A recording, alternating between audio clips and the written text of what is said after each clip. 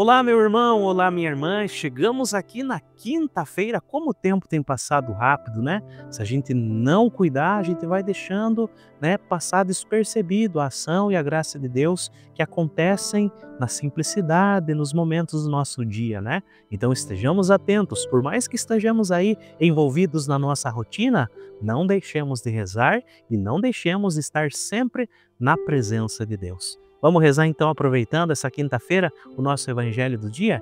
Em nome do Pai, e do Filho e do Espírito Santo. Amém. Vamos lá na sua Bíblia, o Padre aqui na minha. Nós vamos lá, Mateus capítulo 16, versículos do 13 ao 23. E nós vamos ler o seguinte. Naquele tempo, Jesus foi à região de Cesareia de Filipe e ali perguntou aos seus discípulos: quem dizem os homens ser o Filho do Homem? Eles responderam: alguns dizem que é João Batista, outros que é Elias, outros ainda que é Jeremias ou algum dos profetas. Então Jesus lhe perguntou: e vós, quem dizeis que eu sou? Simão Pedro respondeu: tu és o Messias, o Filho do Deus vivo? Respondendo, Jesus lhe disse: feliz és tu, Simão, filho de Jonas, porque não foi um ser humano que te revelou isso, mas o meu Pai que está no céu. Por isso eu te digo que tu és Pedro, e sobre esta pedra construirei a minha igreja, e o poder do inferno nunca poderá vencê-la. Eu te darei as chaves do reino dos céus. Tudo o que tu ligares na terra será ligado nos céus. Tudo o que tu desligares na terra será desligado nos céus. Jesus então ordenou aos discípulos que não dissessem a ninguém que ele era o Messias. Jesus começou a mostrar aos seus discípulos que devia ir a Jerusalém e sofrer muito da parte dos anciãos, dos sumos sacerdotes e dos mestres da lei, e que devia ser morto e ressuscitar no terceiro dia.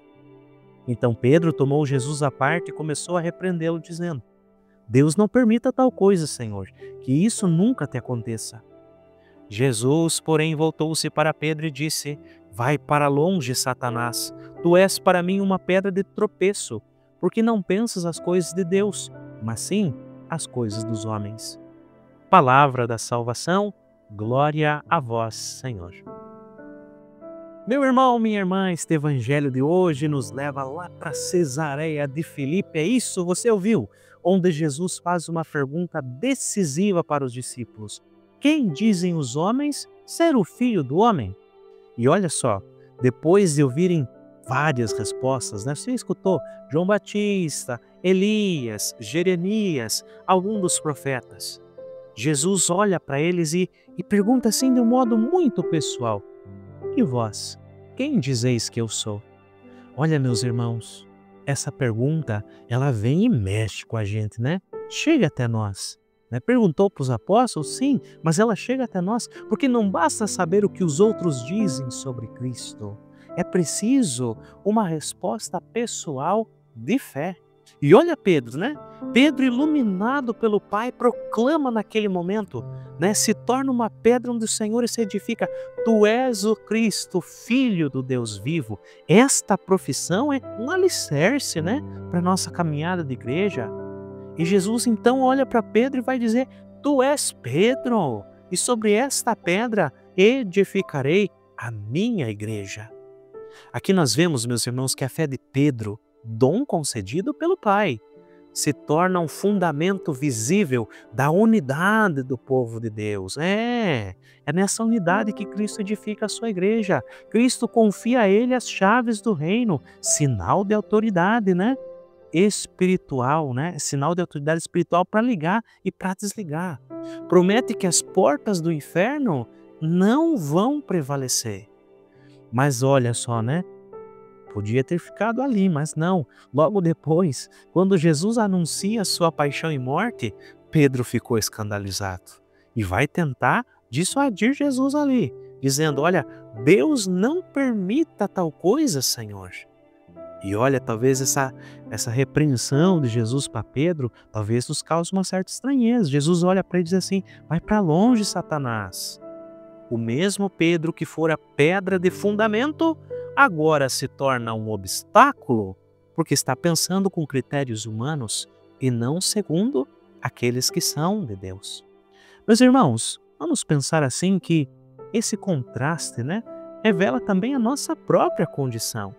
A gente pode professar a nossa fé com sinceridade e, ao mesmo tempo, às vezes, acabar trazendo no coração uma certa resistência do caminho da cruz, que essa fé mesmo vai exigir.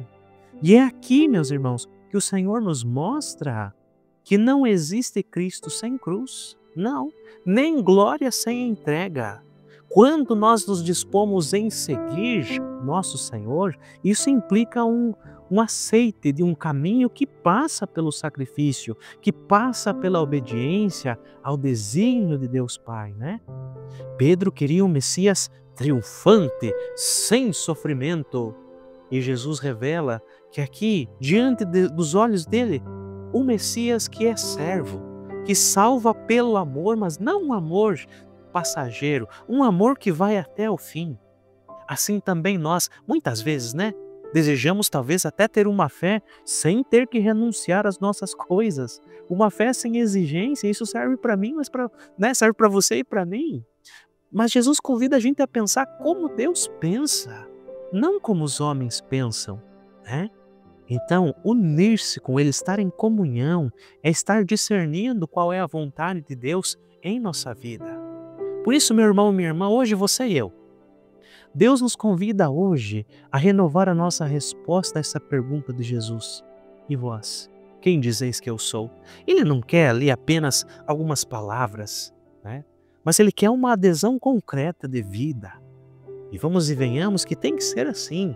Cristo, Ele está ali, o Cristo está ali, reconhecê-lo como Cristo, melhor dizendo, significa confiar nele mesmo, diante das cruzes, permitir que o plano do seu amor se cumpra e não impor as nossas expectativas humanas. Não. Peçamos então a graça hoje, meu amigo, minha amiga, você que acompanha o Evangelho na Vida e na Pastoral, peçamos a graça de professar nossa fé como Pedro na hora em que se torna uma pedra de fundamento, mas também de aceitar com humildade aquelas correções que o Senhor, faz a nós quando a gente resiste aos seus caminhos. Que Ele nos ensine a pensar com o coração de Deus, que assim nós peçamos o dom da sabedoria para também sermos capazes de conhecer Deus a partir do seu coração e abraçando a cruz com confiança, certos de que ela é a passagem também para nós contemplarmos a glória do Senhor. Então, não tenhamos medo, sejamos de fato pedras aonde o Senhor edifica. Somos pedras vivas de São Paulo, né? E o Senhor então edifica a sua igreja, é Ele quem edifica.